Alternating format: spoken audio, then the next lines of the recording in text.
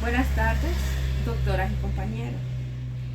Somos pasantes del técnico universitario en enfermería auxiliar de la clase Procesos Biológicos del grupo número 2, las campeonas, en las que estamos integradas Arana Turcios Lozano, Dora Melo Villanueva, María Vanegas Reyes, Melissa Ferrufino Bautista y Ovilda Maldonado Acosta.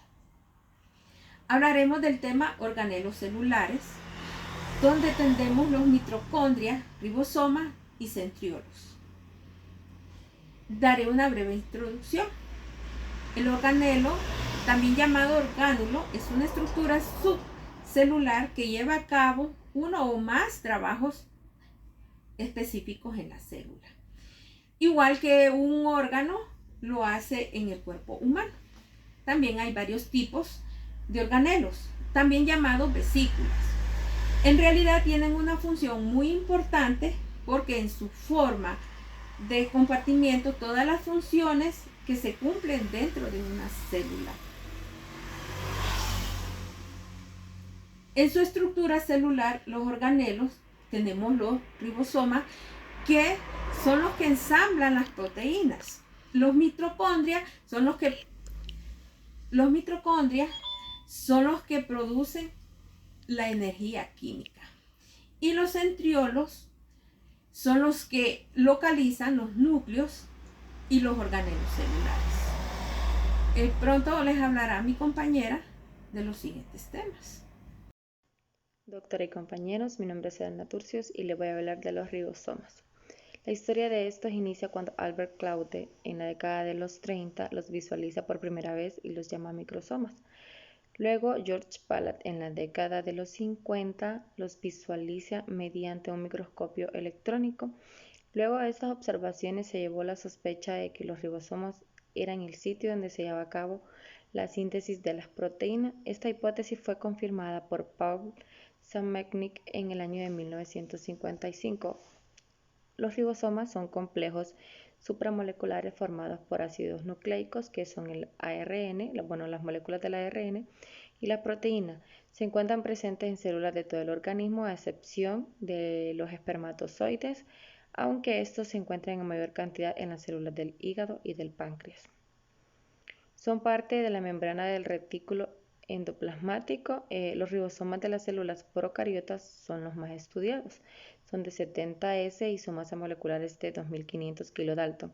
Las moléculas de la ARNR forman el 65% del ribosoma y las proteínas representan el 35%. Las moléculas del ARN ribosómico son ricas en adenina y guanina y forman un hélice alrededor de la proteína. Estos están formados por dos subunidades. La subunidad grande, que es de 50S, está formada por dos moléculas de ARN y una de 23S y otra de 5S. Además hay 34 proteínas básicas, de las cuales solo una se repite en la subunidad menor. Y la otra subunidad, que es la subunidad pequeña, que es de 30S y tiene una molécula de ARNR de 16S, además de 21 proteínas. En las eucariotas, los ribosomas son 80S y su peso molecular es de 4200 kilodalton.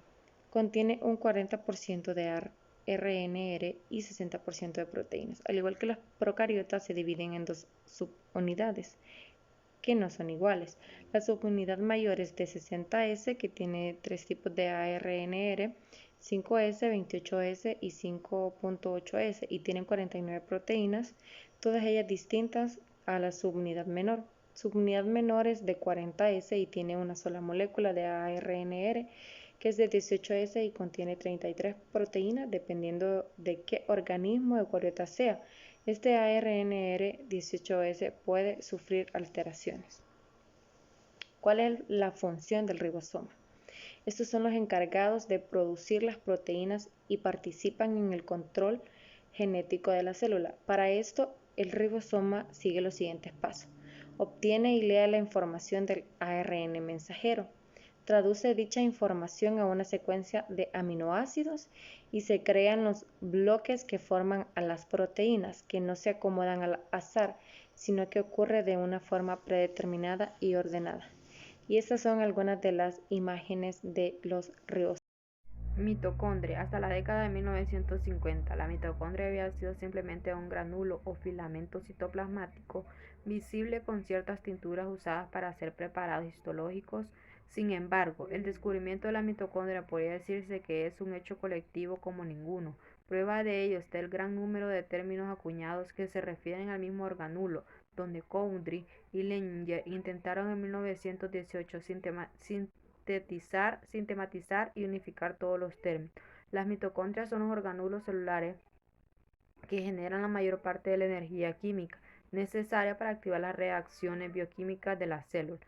La energía química producida por la mitocondria se almacena en una molécula energizada llamada trifosfato de adenosina. Las mitocondrias contienen su propio cromosoma, ADN. En general, las mitocondrias y por lo tanto el ADN mitocondrial solo se hereda de la madre. Cuando los mitocondrias son defectuosos, las células no tienen suficiente energía, las moléculas de oxígeno y combustible no utilizan, se acumulan en las células causando daño. Hola, mi nombre es Melissa Iglesias Ferrufino Bautista. Yo les hablaré acerca de los centriolos. El centriolo. En biología molecular, un centriolo es un orgánulo con estructura cilíndrica constituido por triples de microtúbulos que forman parte del citoesqueleto. Una pareja de centriolos posicionados perpendicularmente entre sí y localizada en el interior de una célula se denomina diplosoma. Cuando el diplosoma se haya rodeado de material pericentriolar, una masa protectora densa, recibe el nombre de centrosoma o centro organizador de microtúbulos, el cual es caracterizado de las células animales. El descubrimiento de los centriolos. Ney, quienes observaron el corpúsculo central del interior de los artestos del áster de embriones del nematodo parásito Paracaris ecorum, el centroma fue descrito por primera vez por Teodoro Boveri en el mismo organismo en 1887, quien lo definió como un orgánulo especializado en la división celular. Boveri identificó claramente el centrosoma como un par de centriolas rodeados por un material especial, capaz de ensamblar una esfera de arquiplasma que contiene todos los elementos que a su vez generan forma transitoria, una astósfera. La estructura del centriolo. Un centriolo es una estructura cilíndrica que forman los microcarburos del hueso durante la división celular.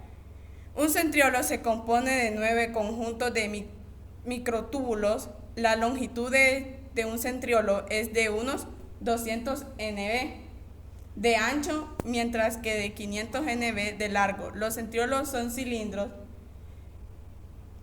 Los centriolos están presentes en protistas y células animales y se encuentran dentro de la membrana celular o cerca de los cilios y flagelos. Funciones. Los centriolos forman el áster durante la interfase. Los centriolos también están organizados por microtúbulos en el citoplasma. El centriolo madre coloca cilios y los flagelos. Los centriolos de espermatozoides también participan en el movimiento de los espermatozoides. Merlo, y les hablaré sobre las patologías de los ribosomas, mitocondrias y centriolos. La patología de los ribosomas. Se demuestra que un defecto en la función del ribosoma puede causar cáncer. Hasta ahora se pensaba que el ribosoma desarrollaba una función importante. La disquerosis congénita es una enfermedad extremadamente rara que da lugar al envejecimiento prematuro, anemia severa debido a la insuficiencia de la médula ósea y desqueratosis en uñas, piel, hiperpigmentación y cáncer. La patología de mitocondria. El reconocimiento de la enfermedad mitocondrial suele ser una tarea difícil. La genética disfunción mitocondrial primero se presenta como un grupo heterogéneo de trastornos neurometabólicos, más habitual de la infancia. Los estudios epidemiológicos de la enfermedad mitocondrial están limitados por la heterogeneidad de la enfermedad y el infradiagnóstico. Los órganos típicamente afectados son los que tienen una gran demanda energética, como los músculos esquelético y el cardíaco. Los órganos endocrinos, como es el riñón. La patología centriolo. El centrosoma está implicado en los procesos de organización cistequelática y migración celular, cruciales, por ejemplo, durante el proceso de neurogénesis. Así, mutaciones en genes centrosomales conducen defectos graves que dan lugar a enfermedades como lisencefalia, microcefalias y otras patologías, cuyos mecanismos musculares son menos conocidos, como la esquizofrenia o el síndrome de Guillain-Barré.